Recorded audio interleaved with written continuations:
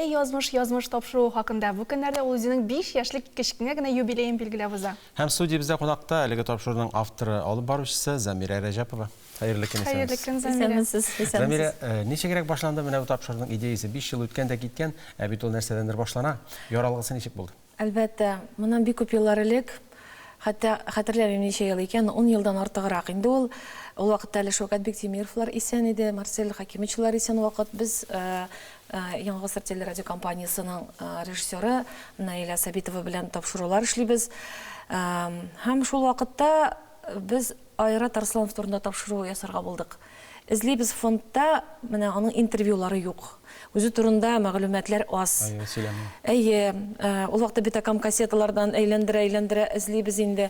Һәм бар язмалары концертлардан бар, менә шушында студияда матур итеп басып Айрат абыйның сөйләгән шигырьләре бар, ләкин менә үзенең интервьюлары юк.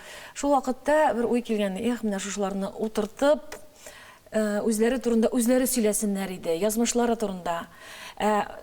Ижад турында гына түгел, әмма язмышлары, әти-әниләре, нәсел нәсәбе һәм гомумән тормышындагы кызыклы вакытлар. Икенче вакыйга булды Грим бүлмәсендә филармониядән бер концерт вакытында Хәмдүнә Тимергалиева, мәрхүмкәем, урны җәннәттә булсын. Хәмдүнә апа сөйли үзенең тормышында булган бер кызыклы вакытны, аны чак кына төрмәгә утыртмаганнар икән, шуны сөйли. Ул бит инде утюг белән дә кыйнаган дип сөйлиләр аның турында инде, әйме. Ул үз әйтә инде. Ул бит апайым менә булай булды дип шун итеп сөйли. Мин әйтәм, миндә журналист шул вакытта уяна. Камера белән микрофон тотып куярга иде дигән. Менә яздырып алырга шушы вакытларда шундый кызык итеп үзләре сөйли бит. Өченче вакыйга булды. Тинчурин театрында ниндидер бер концерт, шулай ук Альфия апа Залова җыена һәм сөйли башлады нишләптер Таһир Якупов турында. Балакаем, үзе матур җырлыйдыр иде, әрәмнәр генә булды дип, ниндидер бер вакыйганы сөйләде.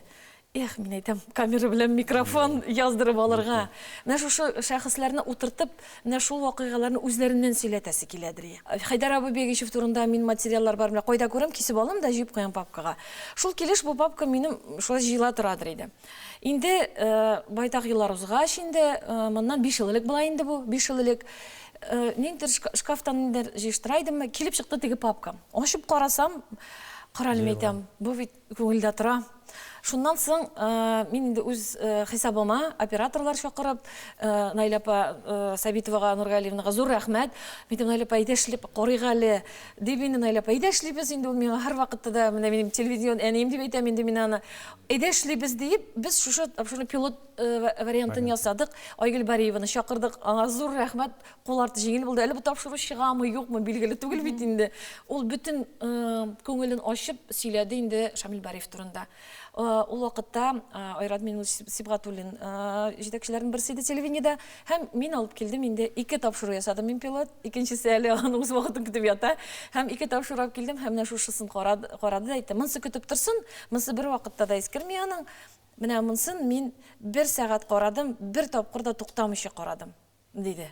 Бер нинди бәйләнерлек сәбәп тә тапмадым. Әйдә шушысын чыгара башлыйбыз. Шайтыр без инде телевидение белән килешү төзеп, язмыш тапшыруына старт бирелде.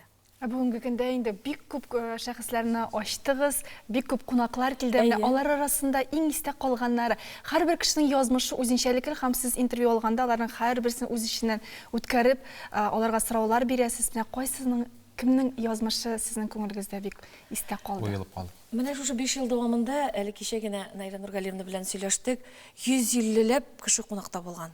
Үзем дә шаккаттым, әйтәм, чынмы бу? 150ләп кеше. Әлбәттә, аларның менә һәрберсен әйтсәгез, һәрберсе күз алдында, һәрберсе күңел аша үтә. Язу тапшыруны язган вакытта миңа инде режиссер һәр вакытта әйтә. Мин инде онытылып китәм, инде я креслога я шулай итеп сузылып ятам. Мен онытам камера барлыгын, әйбит. Иң истә калганы ул Фарсель Зятдинов турындагы тапшыру. Шәхсән минем үземә, чөнки тамашачылар үзләренчәдер. Фарсель абыйның аяныч язмышы, аларның ничек итеп кызларының юылмаган яшелчә җимеш ашап, ишәк авыруы алып, бәлки генә килеш үлеп китүе, хатынның каберне тырный җылаган дигәннәрне хәзер исемә төшсә дә күңелем тула, әйбит. Менә шундый истә калган тапшыру, шул хәтлек аяныч язмышлы кеше булган икән дип инде. Карап торышка уйлап йөрисең бит инде. Гел елмаеп кына тора, шундый гади, кайгысыз, хәсрәтсез кебек. Шулай ук мәрхүм урыны җәннәттә булсын. Менә бит аларны хәзер бит Кайтарып сөйләтеп булмый. Менә шул уңайдан тагын бер сорау. Менә ул фонд җыелып барамы? Ул эшләгән эшләрегез, язылган әйберләр каядыр, аларны кайтып карап буламы? Җыелып барадыр дип уйлыйм, чөнки без телевидение белән килешү төзегәч, бу материал тулысынча эфирдан соң телевидениеныкка.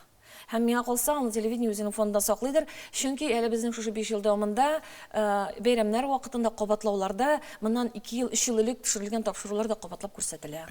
Менә үзегезгә мөрәҗәгать итүчеләр шактыйдыр дип уйлыйм, чөнки тапшыру бик популяр. Мин дә менә телевидение кешесе буларак инде миңа да мөрәҗәгать итәләр, ничек эләгеп була икән, анда кая икән, ул тапшыру ничек икән, кем эшли икән, аны шунда чыгасы иде, шунда сөйлисе иде диләр. Миңа очрашкан сайын әйләп инде менә шулай хатлар алып килә инде телевидениегә килә. Бик күп язалар. Хәзер бит WhatsApp заманасы, хәзер теге элемтәгә керү авыр түгел. Шигырьләрен җибәрәләр, җырларын җибәрәләр, сүгәләр, ачуланалар инде. Нишләп сез артистларны гына күрсәтәсез, ник безне күрсәтмисез? Мин әйтәм, без сезне дә күрсәтергә риза. Сез әйтәм, языгыз үзегез турында. Мин бит әйтәм, телевидение җитәкчесе түгел. Мин тапшыру өчен җаваплы. Инде кунаклар исемлеген без бар телевидение җитәкчелеге белән хәл итәбез. Менә хәзер дә әйтәсем килә. Сез инде мөрәҗәгать итеп үзегезнең язмышларыгызны яза аласыз. Әлбәттә без инде каршы түгел. Әйтәсем килә, без артистларны күрсәтмибез. Табиблар да, бездә укытучылар да, галимнәр да, сәясәтчеләр дә, күп бездә, җәмәгать эшлеклеләре дә шактый бездә. Бик зур рәхмәт, Замира, чыннан да кызыклы тапшыру, алга таба дәвам итегез. Бу үзенә күрә бик тә кирәкле әйбер һәм мәдәният өчен, милләтебез өчен мөһим нәрсә. Уңышлар сезгә. Рәхмәт сезгә булсын.